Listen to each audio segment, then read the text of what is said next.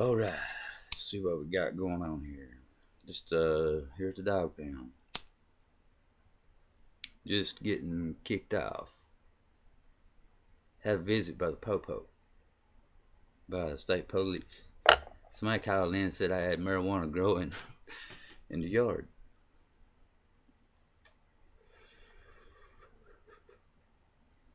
No, I didn't have no marijuana growing in the yard. Somebody lied, got the Popo up here on me, nosing around in the yard. About that. Ratting me out when I wasn't doing nothing. But I do go buy my weed, you know, just like you go buy your pills and shit. Or you get them off of that stash I was talking about.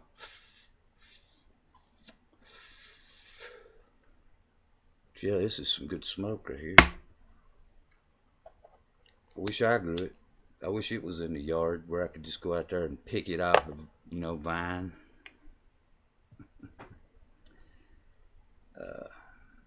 What about that? Thought that I had weed growing in the yard, so you just gonna rat me out and get me in trouble. Somebody up here looked me in the eye one night and said, I get you. I get you, big boy. I get you, dog. That's what he said.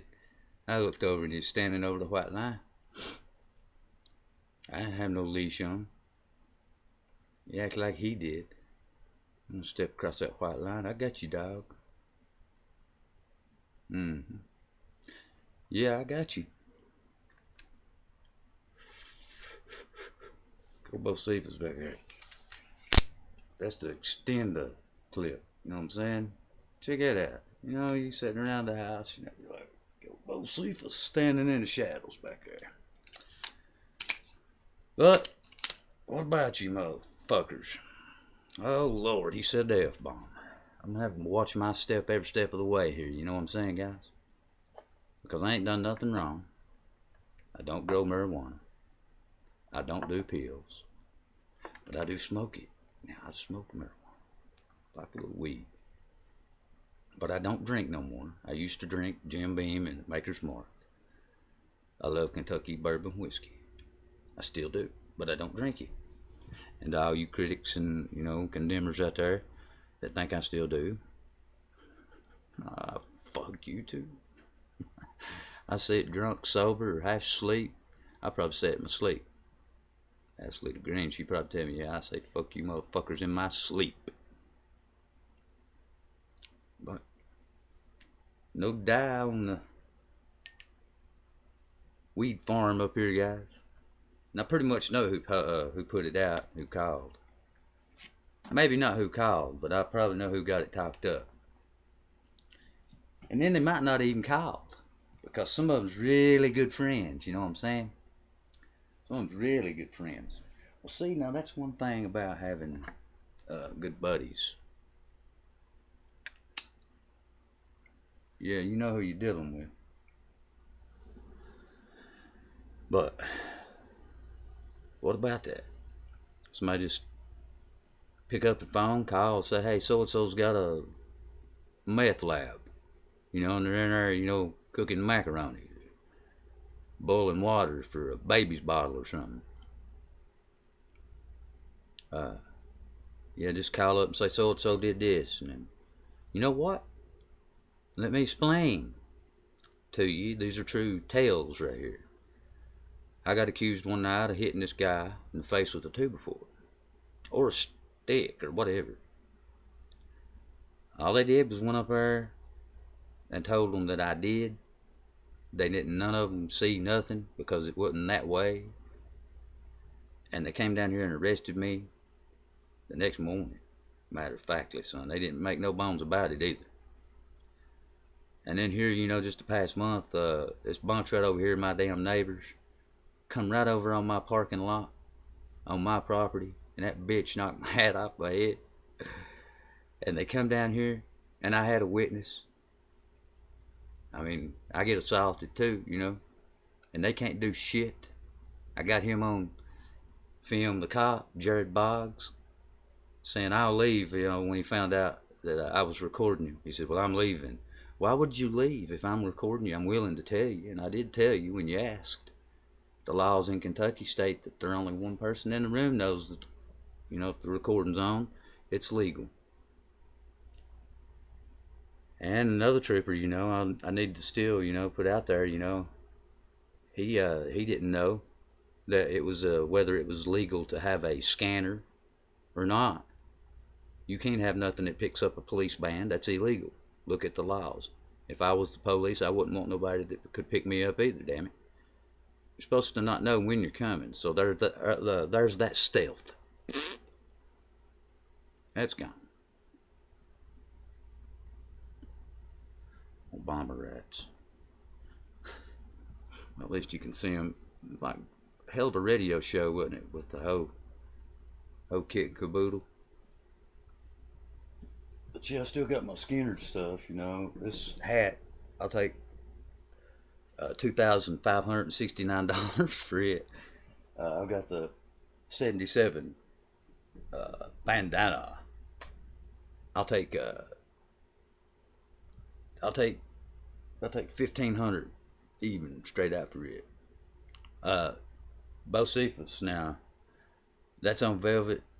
That come out of the collection of the Nashville cats that's not pussies or something. Down there it's like from 1963. So, you know, that's pretty old painting. And I'm not going to tell you the name of it because I can't read the damn thing. It just went and thought, that's me. Like, okay, see, now up to this day, I don't know who the fuck that is. And I could like say, hey, that's a great painting by... But see, I told you I had some good weed now. But damn, if I ain't got none growing in the yard. And they ain't flew the Blackhawks over the house. Flew in Blackhawks over one year, and we was all out there. We was cooking out, and I'll be damned if they didn't blow. I mean, they flew right low over like Benghazi. I can't believe that fucking Hillary Clinton's running for president. I need a good sidekick. You gonna do a radio show with me, Josh Kessler? I'll make sure I'll holler at you. I'm gonna put this out in the public. We're gonna see what we're gonna do. I want to see you mangy mutts out there want to know if you can tune into a radio show and call in and talk to me. Let me know, because me and old Josh has got this talked up. And another boy, you know, if he wants to step back in and holler at me, you know who you are out there, JQ. You give me a yell if that's what you want to do, but I don't even know. But let's put this out there and let everybody see and get a feel. And I need some sponsors. I need somebody to say, hey, here's $25 to put my shit on the radio and say where it is and what time I'm open and what kind of deals we got. And, you know, shit like that. So let me know something. You know, this could be a radio show. It could be sitting here and, you know, like 1-900 SEC Dawg pound. Give me a call. So we'd be like getting in tune while, you know, you're all calling in. See how bad a tune are we, so we can't just jump right in and play. Ain't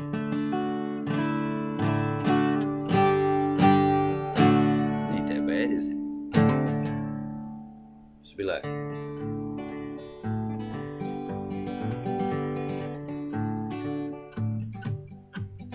it's the same old tune, fiddle and guitar.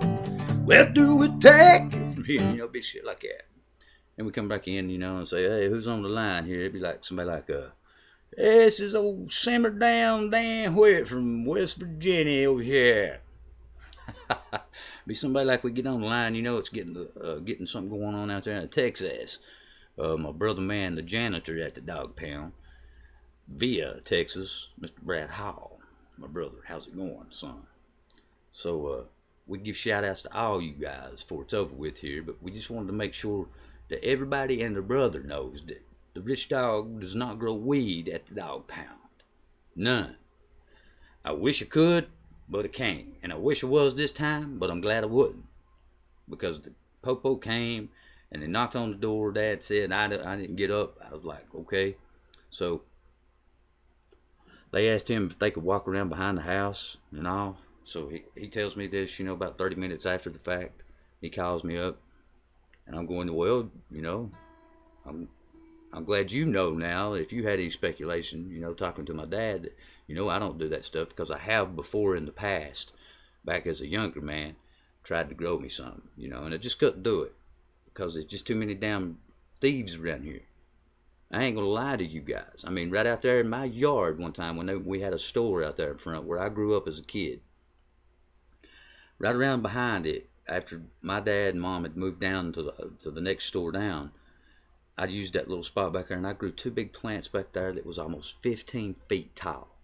It had buds on them that big, well, that at least that big around on the top buds. And the some bitches up here stole them, I mean, I had parties all the time at the house. They knew, where they were, and people would walk by. But they couldn't go find them a little spot, grow them one or two, and no, they had to come and get mine. And they did it, they did it twice on me. So it's been years since I tried to do that. You can't do it anymore. I can't do it anymore. Hell, the popo come in here and beat me. I done been up to face their beast.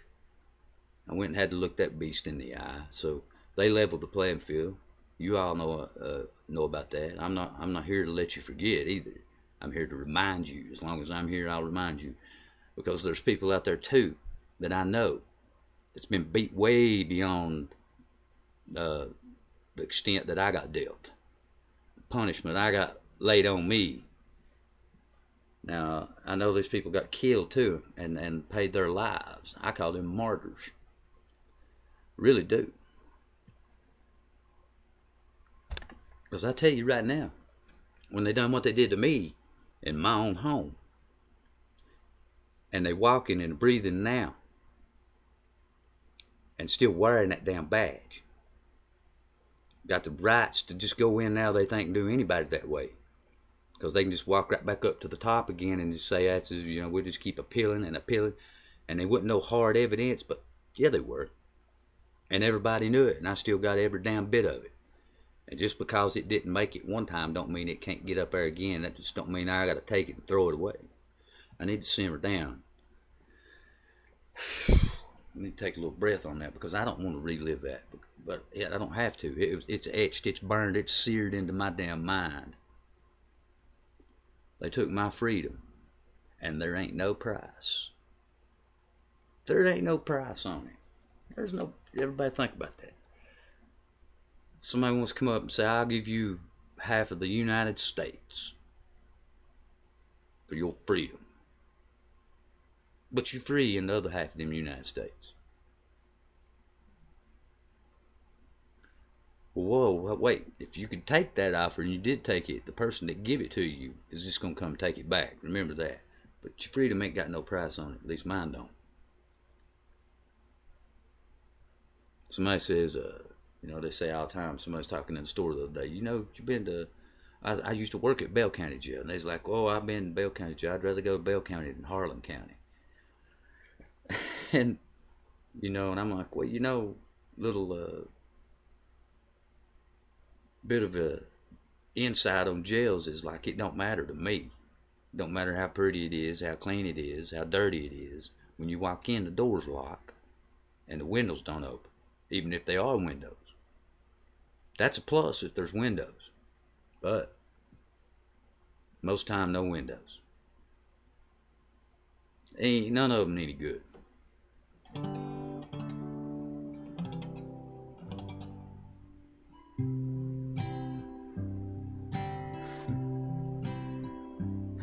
Then I wake up, take a look around me.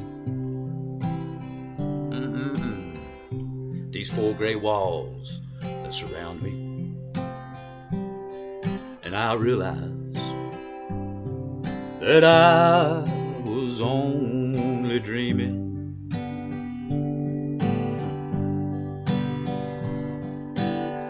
I look down the hallway and there comes the guard, that sad old padre. And in the morning, I know they're gonna lead me down that old hallway to that one little room where soon I'll touch the green, green grass of home. And I stepped off the train and I saw Mary, hair of gold and lips like cherry. It's good to touch the green, green grass of home. Yeah, I wish I had a whole yard full of green, green weed at home. You know what, you people up here in Bath Fork that know who I'm talking to when I say you ain't nothing but a low-down sorry piece of shit, fuck you.